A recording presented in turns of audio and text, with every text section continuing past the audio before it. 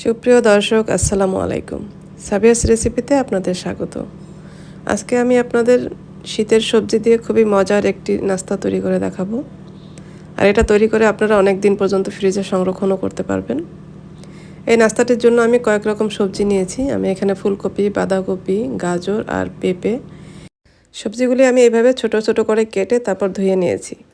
এখন সবজি দিয়ে একটা পুর তৈরি করব। এজন্য আমি একটা প্যানে কিছুটা তেল দিয়েছি, তারপর আমি হাফ কাপ পেঁয়াজ কুচি দিয়ে দিলাম। পেঁয়াজটা নরম হয়ে আসলে আমি এখানে 1 চা চামচ আদা বাটা আর 1 চা চামচ রসুন বাটা দিয়েছি। আদা রসুনটা একটু ভেজে তারপর আমি এখানে প্রথমে পেঁপে আর ফুলকপিটা দিয়ে দিব, কারণ এই সবজিটা একটু সেদ্ধ হতে সময় লাগে, এই জন্য এই সবজিটা একটু আগে দিয়ে দিব। সবজিটা 2 মিনিটের মতো নেড়ে চেড়ে একটু নরম করে নিয়ে তারপরে আমি এখানে গাজর দিয়ে দিলাম। গাজরটাও আমি 1 মিনিটের মতো একটু ভেজে নিব। এখন স্বাদ অনুযায়ী আমি লবণ দিয়ে দিব। তারপরে যে বাঁধাকপিটা ছিল আমাদের, বাঁধাকপিটা দিয়ে দেব।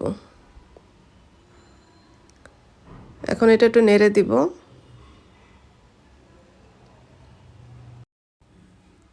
এখন সবজিটা আমি ঢেকে দিব। ঢেকে 2 থেকে 3 মিনিট রান্না করব। 3 মিনিট পরে সবজিটা থেকে কিন্তু একটু পানি ছাড়ছে।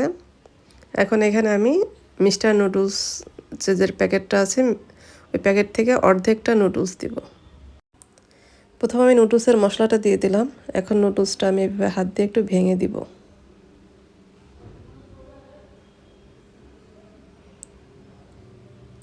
এখন এটা আমি নেড়ে চেড়ে আবার ঢেকে দিব।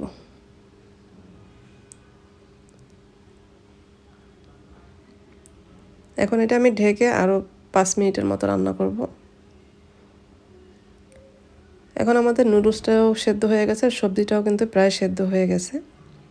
আমি এখন এখানে কাঁচামরিচ কুচি দিলাম 3টা।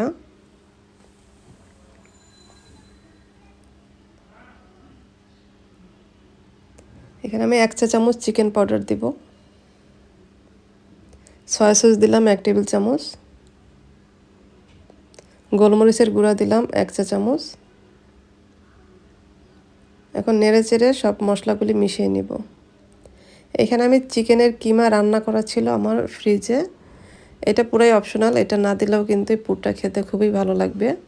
আমার কাছে রান্না করা ছিল চিকেনটা, এই জন্য আমি এখানে 1 কাপের মতো চিকেন দিয়ে দিলাম। টমেটো সস দিব 2 টেবিল চামচ। সসটা দিয়ে আমরা এটা নেড়ে চেড়ে নামিয়ে নিব। আমাদের পুরটা কিন্তু একদমই রেডি।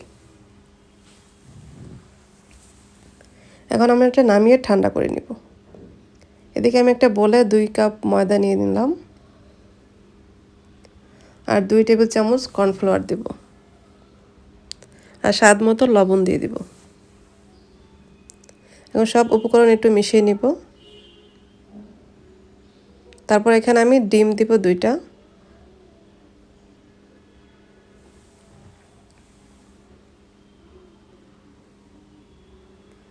ময়দার সাথে ডিমটা একটু মিশিয়ে নিব। আর এখানে আমি নর্মাল তাপমাত্রার পানি নিয়েছি। এখন আমি পরিমাণ মতো পানি দিয়ে একদম পাতলা টাইপের একটি ব্যাটার তৈরি করে নিব। এটা খুব ভালোভাবে নেড়ে নিতে হবে, নাহলে কিন্তু লাম্পস থেকে যেতে পারে। এই তো আমাদের ব্যাটারটা কিন্তু হয়ে গেছে। এটা এরকম হবে ব্যাটারটা, এটা একটু পাতলাই হবে। এখান থেকে আমি কিছুটা ব্যাটার উঠিয়ে রাখবো, এটা আমার পরে কাজে লাগবে। আর বাকি ব্যাটারগুলি দিয়ে আমি এখন রোলের জন্য শীট তৈরি করে নিব। এখানে আমি প্যানে প্রথমে একটু তেল ব্রাশ করে নিয়েছি, তারপর 1 চামচ ব্যাটার দিয়ে দিলাম। তারপর যে পাটিসাপটা পিঠা বানাই আমরা, ঠিক ওরকম করে একটা রুটির মতো বানিয়ে নিব। এক সাইড হয়ে গেলে আমি এটা উল্টে দিব। একবার উল্টে দিলেই কিন্তু আমাদের রোলের শীটটা হয়ে গেল। এইভাবে আমি এখন সবগুলি শীটই বানিয়ে নিব। সবগুলি শীট আমার বানিয়ে নেওয়া হয়ে গেছে। এখন আমি রোল বানাতে চলে যাব। এখানে আমি 3 টেবিল চামচ ময়দার সাথে সামান্য পরিমাণ পানি দিয়ে এরকম ঘন একটি গোলার মতো তৈরি করে নিলাম। আর ভেজিটেবলের যে পুরটা রেডি করে রেখেছিলাম ওইটাও নিয়ে নিলাম। এখন আমি এরকম একটা শীট নিয়ে নিয়েছি। প্রথমে শীটে আমি পুর দিয়ে দিব পরিমাণ মতো। তারপর এক সাইড এভাবে ফোল্ড করে নিতে হবে। তারপর বাকি যে সাইডগুলিতে এভাবে করে এই আঠাটা লাগিয়ে নিতে হবে। আঠাটা চারিদিকে লাগিয়ে দিবেন, তাহলে কি ভাজার সময় আর খুলে যাবে না। তারপরে এইভাবে রোল করে নিব। এই তো এইভাবে কিন্তু আমি সবগুলি রোলেই বানিয়ে নিয়েছি।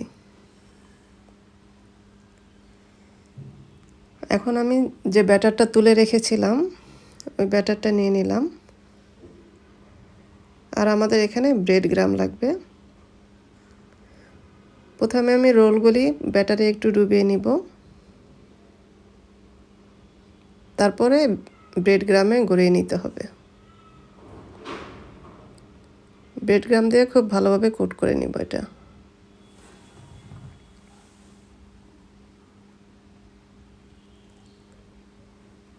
এই তো এইভাবে আমি এখন সবগুলি রোলেই ব্রেড গ্রামে কোট করে নিব। এই অবস্থায় আমরা এটা ফ্রিজে 1 ঘন্টার মতো রেখে দিব। 1 ঘন্টার পরে এটা আমরা যেগুলি ভাজবো ওগুলি রেখে বাকিগুলি এভাবে জি ব্লক ব্যাগে আমরা এটা কিন্তু অনেক দিন সংরক্ষণ করা যাবে। ভাজার 10 মিনিট আগে বের করে নিলেই হয়ে যাবে। আমি এটা এখন ডিপ ফ্রিজে সংরক্ষণ করব, আর বাকি কয়েকটা আমি এখন ভেজে দেখাচ্ছি। ভাজার জন্য আমি চুলায় আগে থেকে একটি প্যানে তেল গরম করতে রেখেছি।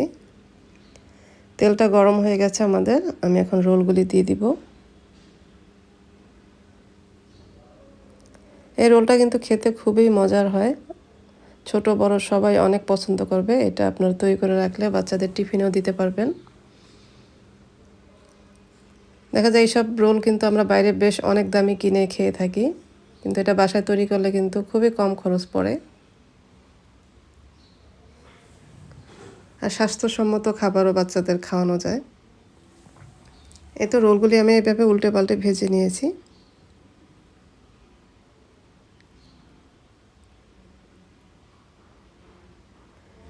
এই তো তৈরি হয়ে গেল আমাদের ভেজিটেবল রোল। একটা রোল আমি কেটে দেখাচ্ছি, দেখেন কতটাই সুন্দর হয়েছে। আশা করছি রেসিপিটি আপনাদের ভালো লেগেছে, আর ভালো লাগলে লাইক, কমেন্ট এবং শেয়ার করে দিবেন। আমার রেসিপিগুলি পেজ থেকে দেখলে পেজটি ফলো করার অনুরোধ রইল, আর ইউটিউব থেকে দেখলে চ্যানেলটি সাবস্ক্রাইব করার অনুরোধ রইল। সবাই ভালো থাকবেন। পরবর্তী রেসিপি দেখার আমন্ত্রণ রইল। আজকে এ পর্যন্তই। আল্লাহ হাফেজ।